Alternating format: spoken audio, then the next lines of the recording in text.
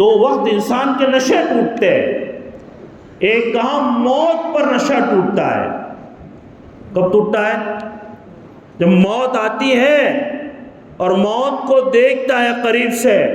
فرعون جیسا جس نے خدائی کا دعویٰ کیا کہ میں رب ہوں، لیکن جب موت کو دیکھا کہا میں موسیٰ اور رب کے ہارون کے رب پر ایمان لاتا ہوں.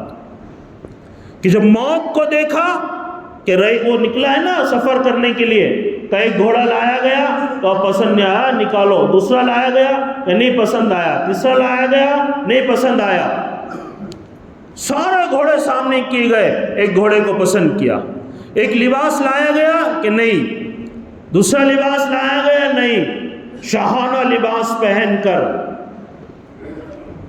ایک دم عمدہ گھوڑے پر سوار ہو کر جب سوار ہو کر نکلا تو شیطان نے اور ڈال دیا کہ اب تو دیکھنا بھی گوارا نہیں ہے. اور کیا ہے کہ پورے مملکت کو دیکھنے جا رہا ہوں ایک شان اور شوکت کے ساتھ، اور وہ روب اور دبدبے کے ساتھ، اور وہ گھمنڈ اور تکبر کے ساتھ. لیکن جیسے ہی چلا کسی نے لگام پکڑ لی کہ کون ہے، کہ ضروری بات کرنی ہے، کہ جب واپس آ جاؤ جب کہہ لینا، چھوڑ وقت نہیں ہے تجھ سے بات کرنے کا، کہ نہیں کرنا پڑے گی، ابھی ہی کرنا پڑے گی، کہ کہہ لے کہ نہیں راز کی بات ہے کان میں کہوں گا، راز کی بات ہے کان میں کہوں گا. کہ کیا ہے؟ جھلا کر کہا، کہ کان قریب کیا، کہا میں ملک الموت ہوں. میں ملک فوراً ہی کہا ملک الموت، کہاں تیری روح قبض کرنے آیا. اور وہ جو گھمنڈ تھا، وہ جو شان تھی، وہ جو جس جاؤ جلال کے ساتھ نکلا تھا، کہ اتنی مہلت دے دے کہ گھر واپس جاؤں اور اپنی وراثت مال تقسیم کر لو. کہا نہیں، موقع نہیں ہے، وہ اب موقع نہیں ہے کہ موت پر نشہ ٹوٹتا ہے. کسی کے پاس داخل ہو گئے، کہا کون ہے، کہ ملک الموت ہو، ملک الموت ہو. تو پورا مال جمع کیا اور مال کو تانا دینے لگا کہ رے تمہاری پر لعنت ہو تم پر، کہ تمہاری وجہ سے میں اللہ سے باغی رہا، اللہ اس کا نافرمان رہا. اب اپنا احساس پیدا ہوا اور پھر تانا دے رہا ہے مال کو کہ تمہارے نشے میں اور تمہاری محبت میں اور تمہاری وجہ سے میں جو ہے اللہ کے احکام کو پورا نہیں کر پایا. برا بھلا کہہ رہا ہے مال کو. تو اللہ نے مال کو قوت گویائی دی، مال کو قوت گویائی دی کہ کس کو کہہ رہا ہے؟ ارے ہمارے ہی وجہ سے ایسی جگہوں تک پہنچتا تھا جہاں کسی کے رسائی نہیں ہوتی تھی، کہ ہمارے ہی وجہ سے، میرے وجہ سے کیا کیا نہیں کیا ہے تم نے. لیکن جب موت کو دیکھا نشہ ٹوٹا کہ ٹانگ پہ ٹانگ رکھ کے بیٹھا ہوا ہے.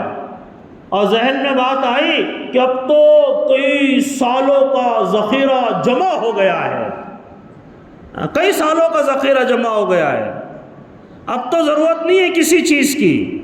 فوراً دستک ہوئی، کوئی کیواڑ پیٹنے لگا، کہ جاؤ دیکھو کون ہے. تو خادم دوڑے ہوئے آئے، کیا بات ہے، کون ہو؟ کہ تمہارے آقا کو بلاؤ، بات کرنی ہے. کہ ہمارے آقا تجھ جیسے فقیر کے پاس آئیں گے، تجھ جیسے فقیر کے پاس ہم آئیں گے، ضرور آئیں گے. جا کر کہا کہ آپ کو بلا رہے ہیں. کہ مزہ نہیں چکایا ان کو اس بات کا؟ مزہ چکاتے، سختی کرتے، ڈانٹتے ڈپٹتے، مجھے بلا رہا ہے، ایک غریب ایک فقیر دروازے پر کھڑا ہے اور مجھے بلا رہا ہے.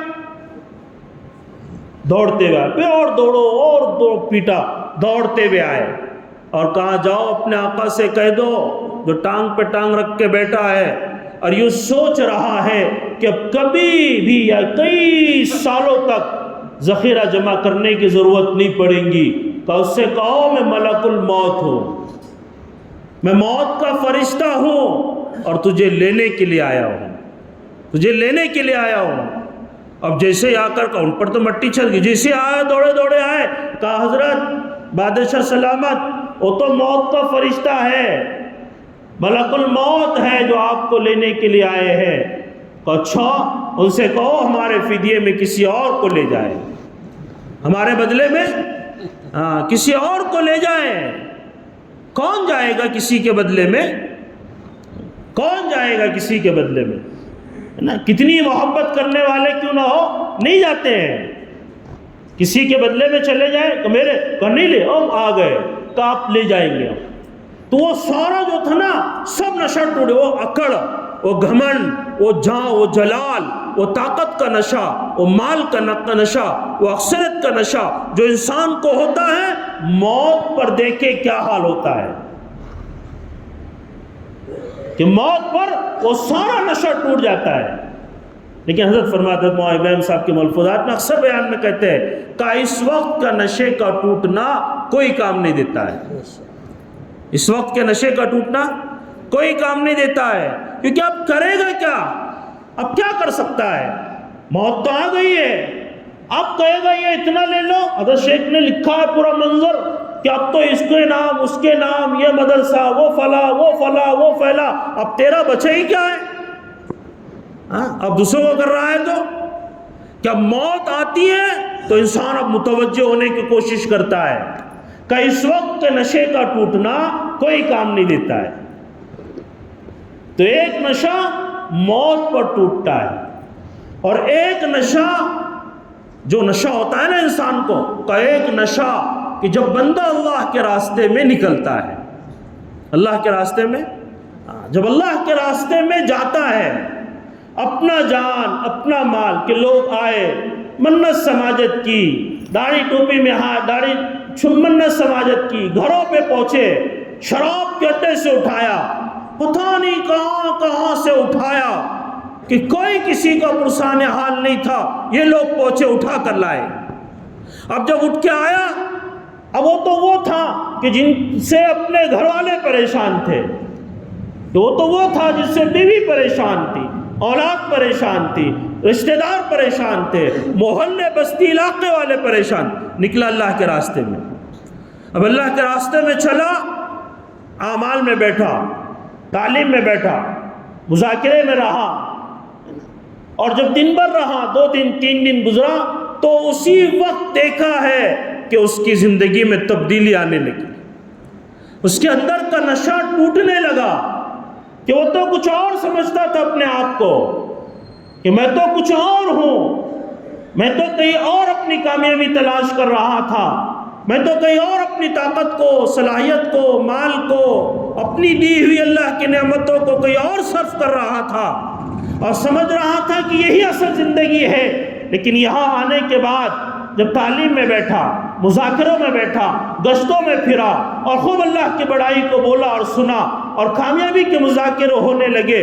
اس لیے اللہ والے کہتے ہیں کہ جب آدمی اللہ کے راستے میں نکلتا ہے، تبلیغ میں جڑتا ہے پہلا تو سب سے پہلی چیز جو اللہ اس کو دیتے ہیں، تبلیغ کا پہلے دن کا سفر طالب علم ہوتا ہے، پہلے دن نکلا ہے، تو اللہ سب سے پہلی چیز جو اس کو دیتے ہیں وہ سمجھ دیتے ہیں کہ صحیح اور غلط کی پہچان اس کو ہوتی ہے۔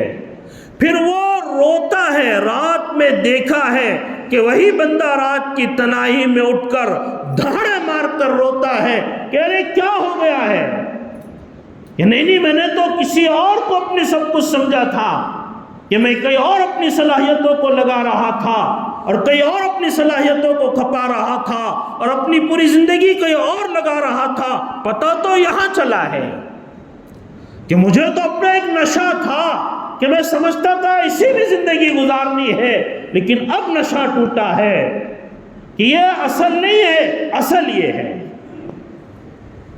اس لیے دیکھا ہے ہم سب جانتے، اس میں بیٹھا ہوا مجمع بھی جانتا ہے، یہ ہمارے اپنوں میں، اپنے محلے بستیوں میں، علاقوں میں دیکھے ایسے لوگوں کی زندگیوں کو جن کی زندگیاں عجیب تھی، جن کی زندگیاں ایک دم نافرمانی میں اور اللہ کی بغاوت میں اور اپنی زندگی جی رہے تھے، لیکن اللہ بھلا کرے، اللہ بھلا کرے، اللہ بھلا کرے کہ لوگ آتے ہیں دروں تک، پہنچتے ہیں، منت سماجت کرتے ہیں،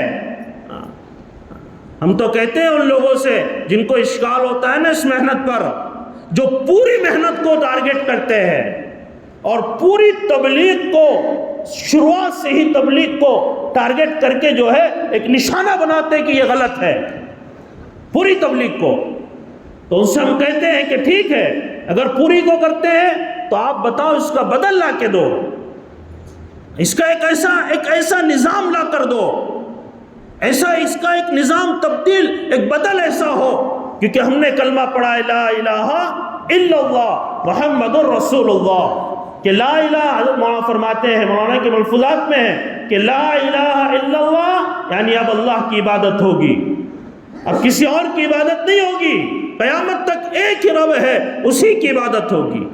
محمد الرسول اللہ کا اقرار کیا ہے یعنی اب دعوت ہوگی۔ جب نبی کو نبی مانا ہے، انا خاطب النبیین لا نبی بعدی، کہ میرے بعد کوئی نبی نہیں ہے، جب نبی کو نبی مانا ہے تو صرف نبی ہی نہیں مانا ہے، آخری نبی بھی مانا ہے۔ کیا آپ آخری نبی ہے؟ آپ کے بعد کوئی نبی نہیں ہے، اور جو نبوت کا دعویٰ کر رہا ہے یا جو اپنے آپ کو نبی بتا رہا ہے وہ کذاب ہے، جھوٹا ہے، جہنمی ہے، چاہے کس لبادے میں آوے۔ وہ جو بھی نبوت کا دعویٰ کرے گا نبی کے بعد تو وہ جہنمی ہے۔ کہا اب کوئی نبی نہیں آئے گا، نبی بھی نہ آئے اور ہم بھی حرکت نہ کرے تو پوری انسانیت تک اللہ کا کلمہ کون پہنچائے گا؟